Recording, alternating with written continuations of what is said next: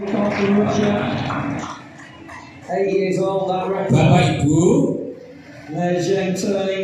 panjenengan ngajar IKM, ingat-ingat ya, ngajar IKM yang pertama Bapak Ibu setelah menyapa anak, apa yang disebut dengan alpha zone seperti ini. Apa? Alpha zone, zona alpha. Karena menurut ahli neurotika, gelombang otak itu ada 5 gelombang. Saya tidak bicara gelombangnya ya. Nanti cari sendiri. Oh benar sih gitu cari. Ada alfa, ada beta, ada theta, ada delta, ada gamma. Yang inilah yang disebut dengan alpha zone. Bapak Ibu sudah ngajar pakai metode ini belum? Besok dicoba. Jadi begitu masuk ke kelas, setelah menyapa, mencari anak-anak sing masih belum oke, duduknya dirapikan, kuasai kondisi kelas. Bapak Ibu cerita ngalor itu sidik-sidik seperti saya tadi, terus masuk ke alpha zone. Nah, jangan langsung materi alpha zone. Maka ini Pak Fajar seperti yang saya sampaikan, supervisi kepada Bapak Ibu guru ajar, nanti instrumennya sudah berbeda. Nah, alpha itu adalah suatu kondisi yang diciptakan oleh guru. Apa yang menciptakan? Guru. Guru harus menciptakan suasana di mana anak-anak yang tadinya belum konsentrasi, ijek cerita sebelah dijawil, kowe mau sangu piro? Ada kan yang seperti itu? Wah, urusan apa nih? Macam-macam ternyata. Ya setelah Bapak Ibu pasti alpha zone itu anak-anak terfokus. Bapak Ibu terfokus tidak nonton ini tadi. Jangan orang fokus nonton aku kan, malah nonton videonya. Setelah ini dirasakan Bapak Ibu mempunyai bahan yang macam-macam. Kondisinya mulai rileks. Sing mau ngantuk, malah tambah ngantuk gitu ya, nggak ngantuk begitu. Jadi sekali lagi alpha zone adalah suatu kondisi yang diciptakan guru agar peserta didik itu rileks, bisa tersenyum. Bapak Ibu ada yang senyum tadi ya? Ya kecuali sing ijek mikir angsuran biasanya orang. Itu ya kalau Pak Fajar kateki, kalau perjalanan dari Semarang ke Jawa Barat membutuhkan waktu sekian jam, ya kecepatan sekian jam, sedangkan si C dari Jawa Barat ke Semarang, ketemunya di mana? Itu pertanyaan yang biasa. Pertanyaannya yang aneh adalah bagaimana itu yang dibutuhkan kalau mereka ketemu mantan gitu. Pertanyaannya ngono Pak, tidak bertemu di mana? Ketemunya kan mesti kalau Pak Fajar bisa ngitung Bandung Semarang 100 km kecepatannya semini, oh berarti ketemunya neng Pekalongan atau di Tegal. Tapi ini pertanyaannya bagaimana kalau di tengah ketemu mantan? Orang situ. Dan yang Bapak Ibu sampaikan tidak tercapai. Wah alfa terus akhirnya bukan alfa zone jadi alfa lali gitu ya. Coba Pak, tadi ada contoh lagi enggak? Oke, agak naik dikit Pak, turunkan ya. Oke, nah, nomor 1 pada terus turun lagi, ya Bapak. Oh ini, itu ini kemarin kebanteran ya Pak. Nah ini kan sealaman ini. Bapak Ibu ini. Yang pertama pada saat pendahuluan guru melakukan kegiatan alpha zone. Beda dengan S beginning tadi sudah saya sampaikan ya. S beginning disampaikan di tengah.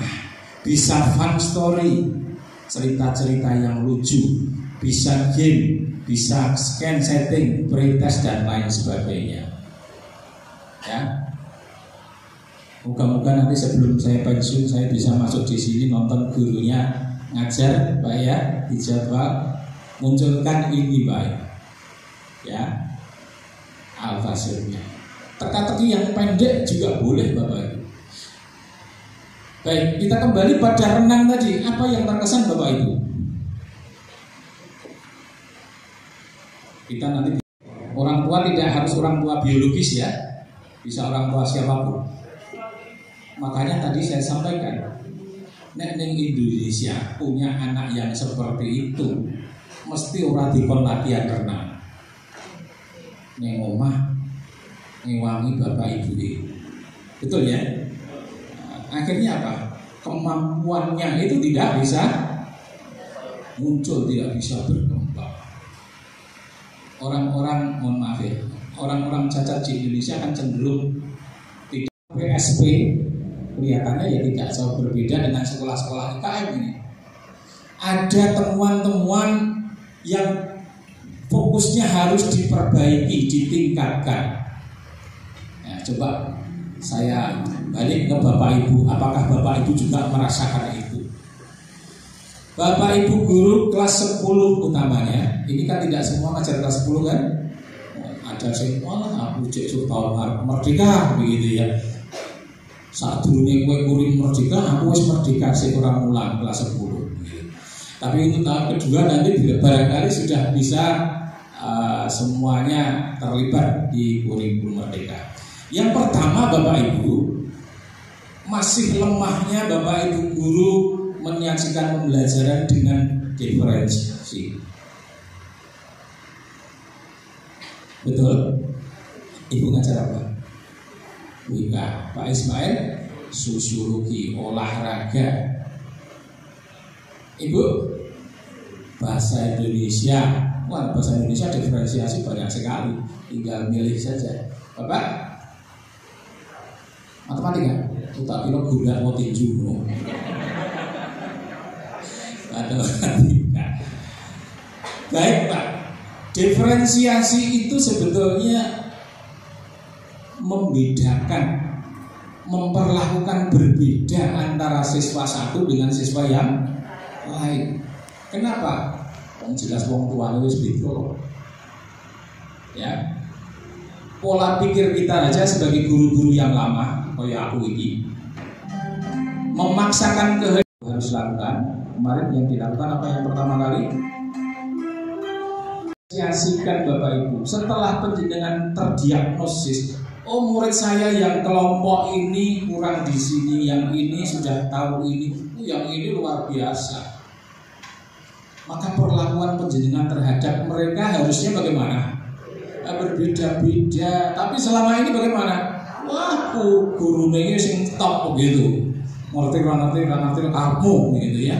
Pokoknya aku mulang iki. Ya. Fungsi garis lurus gitu ya. Aku ada di kuadrat sama dengan C. Wes, berarti ngerti karepmu. Padahal mereka itu punya kesulitan hidup yang berbeda-beda Bapak Ibu. Dari sisi ekonomi saja sudah berbeda. Dari masalah-masalah yang di rumah tangga juga sudah berbeda. Gawan bayi otaknya juga berbeda. Ya. Nah, maka yang perlu didiferensiasikan itu apa sebetulnya? Yang pertama, prosesnya harus different. Prosesnya harus dibeda. Proses itu pada saat kapan sih? Ya, pada saat Bapak Ibu sudah menemukan oh ini seperti ini. Tapi ingat Ibu, berdiferensiasi tetapi tidak boleh berdiskriminasi. Ada seperti itu. Yang namanya guru itu kan ya manusia. Ada macam-macam sebenarnya. Mulai dari yang pertama tadi kita sebutkan diagnostiknya. Sudahkah Bapak Ibu diagnostik? Sudah sebagian. Sebagian lagi foto diagnostik gitu ya. Pokoknya dokter baik. Ya, atau nurun tempatnya yang lainnya begitu. Yang ngajar kelas 11 12 kan masih, yang tidak ngajar kelas 10 kan masih gawe assessment itu. Kemudian assessment formatif, assessment sumatif, ya Bapak Ibu lakukan dengan baik. Termasuk di dalamnya Bapak Ibu pada saat proyek P5-nya. Kriteria yang baik termasuk di cek tadi ya. Apalagi nanti kalau yang kelas 10 naik kelas 11 gitu.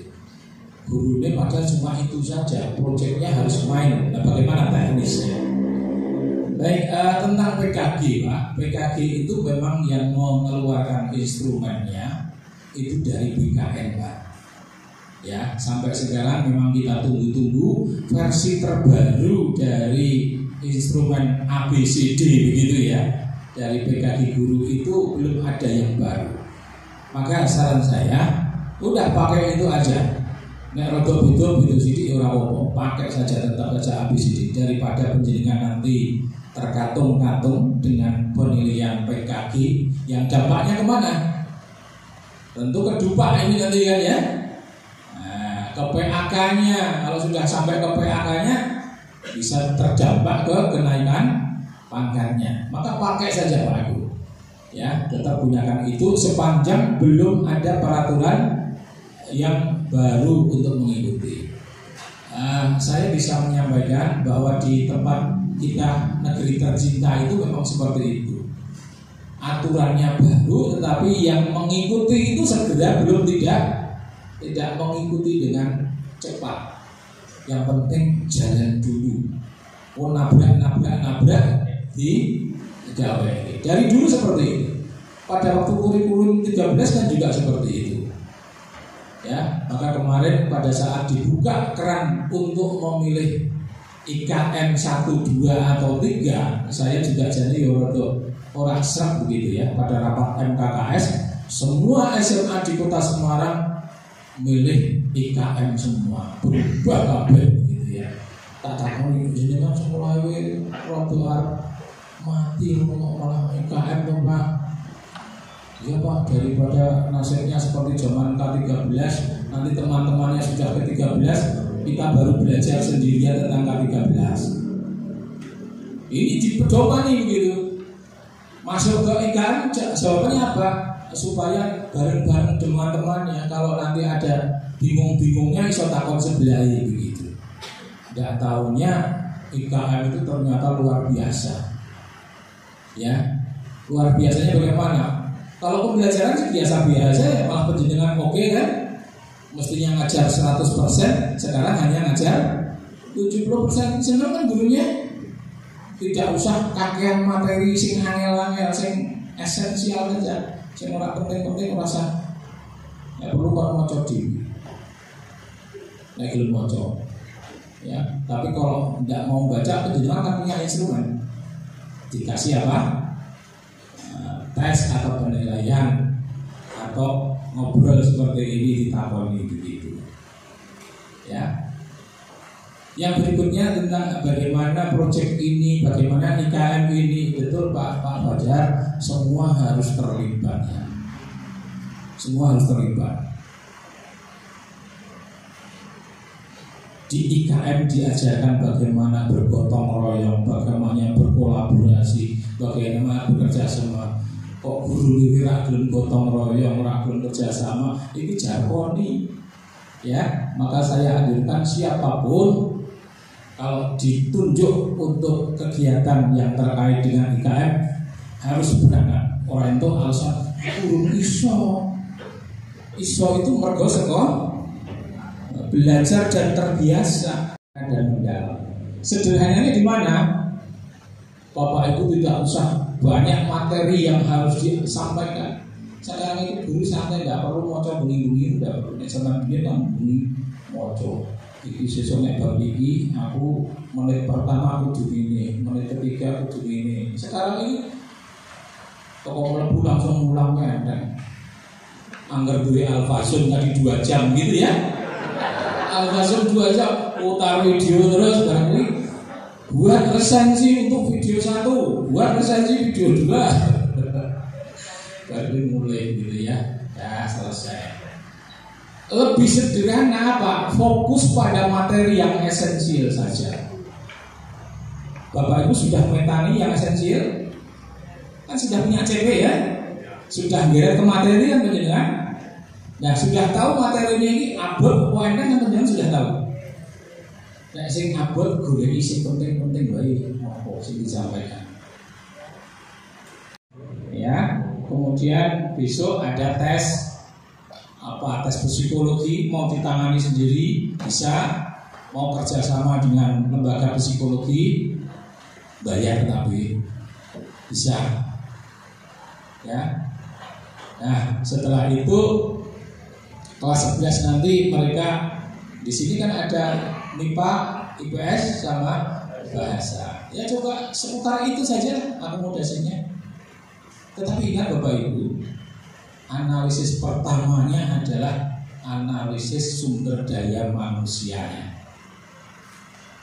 Gurunya jangan sampai nanti kemudian diberikan option yang liar, pada akhirnya ada guru yang tidak terpilih. Paham maksud saya? Orang sing pilih matematika guru ini meremut wae wis medeni koyo petinju. Wah, bocah. Sebelah karena nanti sampai guru matematika. Oh, lho sing koyo petinju ya wae. Ora wani sesuk ora milih matematika. Merdeka belajar. Kedua, kampus merdeka. Isinya apa Bapak Ibu? Baca sendirilah. Yang pertama adalah menterinya baru, momennya juga pas. Momen apa itu? Kena COVID ya. Momennya pas. Maka ujian nasional langsung padahal ujian nasional mau dihilangkan itu sudah puluhan tahun itu. Baca ya penjenengan ya, tahu ya. Sudah puluhan tahun ujian nasional mau dihilangkan. Yang cuma satu Pak Jus kalah. Dilalah sing gondeli yo orang yang sangat kuat. Orang wani menteri ini berhadapan dengan Yusuf Kala. Yusuf Kala mengatakan di negara maju ujian nasional masih diterapkan. Saya berharap ujian nasional di Indonesia tetap ada. Menteri ini langsung di Pak gitu. Orang wani. Tapi begitu COVID tidak ada tatap muka, lagi sesuatu di ujian nasional kan mesti hasilnya jumlah di sini mesti elek bocah diajar tatap muka wi akeh sing ram. Itu apa meneh? Nah, sementara pada waktu itu Bapak Ibu guru ki urung mudeng Zoom itu urung mudeng. Jimit apa meneh urung tau mudeng. Tapi setelah kasus itu kan Bapak Ibu sekarang udah ngerti gitu ya. Oh pintar sekarang. Oh, saya ini bujuku yang orang saya tak Zoom gitu ya. Gaya nih Zoom gitu ya. Iya tak? Gimana jalan? Beliaunya malah takut kalau istrinya sepuluh nih. Duh, jujur aku nge-zoomnya kapan? Gitu kan kayak gitu. Oke lanjut. Ada yang ketiga, ada yang keempat, program sekolah penggerak. Sudah satu-satunya ini Bapak Ibu. Kalau Bapak Ibu mempunyai perspektif ingin lebih kaya pengalaman, daftarlah guru penggerak. Ini sudah banyak yang daftar ya. Saya dilapori sudah ada sekitar 6 atau 7 bahkan lebih ya. Tidak harus CPNS, tidak harus PNS. Guru P3 juga boleh. Bahkan kemarin waktu seleksi kepala sekolah, nama beberapa guru P3 kan muncul sebagai kandidat kepala sekolah. Ya, diperbolehkan. Prediksi saya setelah kepala sekolah ini selesai nanti ada seleksi pengawas. Ya, karena seperti yang disampaikan Bu Ida tadi, saya pensiun, Pak Siswati pensiun, tinggal Bu Galuh. Bu Galuh itu menjadi pewaris tunggal gitu ya. Ya tak dasai gitu ya. Oke senang jadi jenengan jadi pewaris tunggal. SMA Kota Semarang. Ngekek gitu. Apa kuat Pak saya? Ya harus kuat. Ada 75 sekolah gitu ya. Jadi nek esok baru minjer langsung melayu mrene, melayu sebelah kono, malu sebelah kono terus putar begitu ya. Kadang-kadang Kegiatan lain juga banyak Bapak Ibu.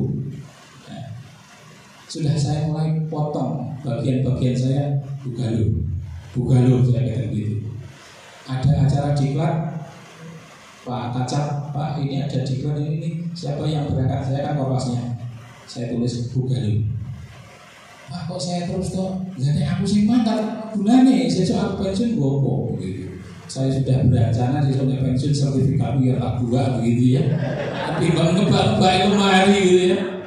Sekarang ngebak malam buat kenangan mau penanganan woi umum gitu ya. Sertifikat 1, 2, surat tugas 2 begitu ya. Saya ora paling SK kan iso golek utang masalah gitu ya.